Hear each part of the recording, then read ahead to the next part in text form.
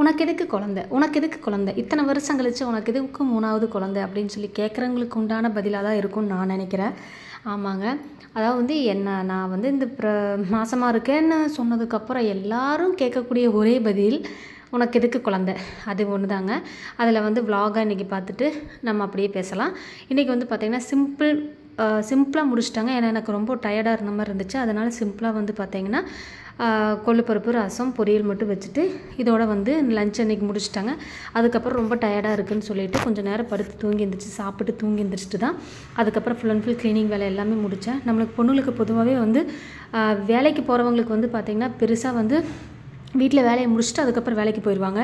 ஆனால் வீட்டில் இருந்துகிட்டே வேலை செய்கிறவங்களுக்கு எல்லாத்துக்குமே வந்து உண்மையாகவே வந்து அவார்டே கொடுக்கலாங்க. அது மாதிரி தான் இருக்கும். காரணம் என்னென்னு கேட்டிங்கன்னா ஃபுல் அண்ட் ஃபுல் வந்து நம்ம இங்கேயும் ஃபுல் அண்ட் ஃபுல் வீட்டில் வந்து எல்லா வேலையும் நம்மளே பண்ணுற மாதிரி இருக்கும். அதுக்கப்புறம் அந்த ஒர்க்கையும் நம்ம பண்ணுற மாதிரி இருக்கும். அப்போ வந்து ரெண்டும் ஈக்குவலாக பண்ணிக்கிட்டே இருக்கும்போது நம்மளுக்கு உண்டால டயர்டாக ஆரம்பிச்சிடும். வேலைக்கு போகிறோன்னு வச்சுக்கோங்களேன், வீட்டிலலாம் அப்படி அப்படியே நம்ம பாட்டுக்கு நம்ம காலையில் சமைச்சோமா வேலையை முடிச்சிட்டோமான்னு போயிடலாம். ஆனால் வீட்டில் அப்படி கிடையாதுங்க. அப்புறம் நம்ம வீட்டில் இருந்தாலுமே தொட்டதுக்கு ஒன்றும் தண்ணி மோந்து கொடுத்தாலும் நம்ம தான் மோந்து கொடுக்கணும். எந்த ஒரு வேலை செஞ்சாலுமே வந்து தொட்டதுக்கு ஒன்றுமே நம்மளை கூப்பிட்டுக்கிட்டே இருப்பாங்க. அவங்க செய்ய மாட்டாங்க. இதே வேலைக்கு போன உமன்ஸாக இருந்தால் அவங்கவுங்க வேலையை அவங்கவுங்க வீட்டில் இல்லை அப்படிங்கிற பட்சத்துக்கு நம்ம தான் போட்டு சாப்பிட்ணும், நம்ம தான் பண்ணணும் அப்படின்னு சொல்லிட்டு அவங்கவுங்க வேலையை பார்க்க ஆரம்பிச்சிருவாங்க. சரி வாங்க, எல்லாருமே வந்து பார்த்திங்கன்னா உனக்கு எதுக்கு குழந்தைன்னு கேட்டுக்கிட்டே இருக்கிறாங்க. அதாவது வந்து குழந்தை வேண்டான்னு முடிவெடுக்கிறவங்களுக்கு வந்து ஒரே பதில் வேண்டாம் அப்படிங்கிற பதிலாக தான் இருக்கும். குழந்தை வேணும் அப்படின்னு சொல்லி முடிவெடுத்த என்ன மாதிரி ஒரு சிலருக்கு வந்து குழந்தை வேணும்.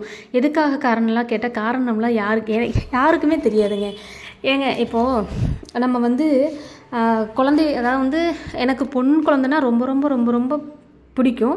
ஆனால் ரெண்டுமே எனக்கு பையன். ஆனால் அந்த சுச்சுவேஷனில் வந்து பார்த்திங்கன்னா நம்மளுக்கு வந்து எதுவுமே தோணலை, குழந்தை வேணும் வேண்டாங்கிறதெல்லாம் தோணலை. ஆனால் கொஞ்சம் வருஷம் கழித்து அதுக்கப்புறம் ஃபீல் பண்ணிக்கிட்டே இருந்தேன், நம்மளுக்கு பொம்பளை பிள்ளை இல்லாதனால தான் இப்படிலாம் இருக்கும். ஒவ்வொன்றுக்கும் தொட்டதுக்கு ஒன்றும் வந்து பார்த்திங்கன்னா யாராவது குழந்தை பொண்ணுக்கு வந்து பார்த்திங்கன்னா பொம்பளை பிள்ளைக்கு நான் இதுக்கு ட்ரெஸ் ஃபுல்லாக நிறைய சேல்ஸ் பண்ணுறேன், கவுனெல்லாம் நிறைய சேல்ஸ் பண்ணுறேன். அப்போது டாபிக் ஃபுல்லாமே இது வந்து இதை பற்றியே தான் பேசிக்கிட்டே இருப்பேன், என்ன ஏரியாவும் பேசிக்கிட்டே இருப்பேன்.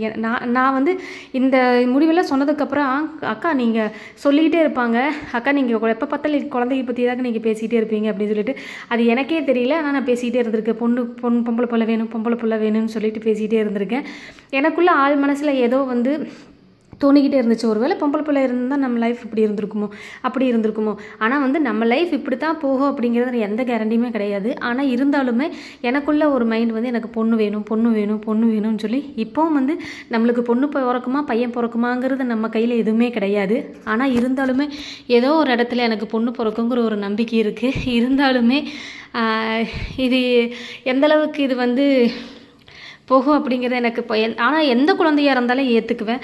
அதுக்காக பையன் பிறந்துட்டா வந்து நம்ம வந்து அதுக்காக அதுக்கிட்ட வந்து இது காமிக்கிறதுல அப்படிலாம் இருக்கவே மாட்டேன். பையனோ பிள்ளையோ ஓகே தான், இருந்தாலும் பொண்ணு பிறந்தால் ரொம்ப சந்தோஷமாக இருக்கும்.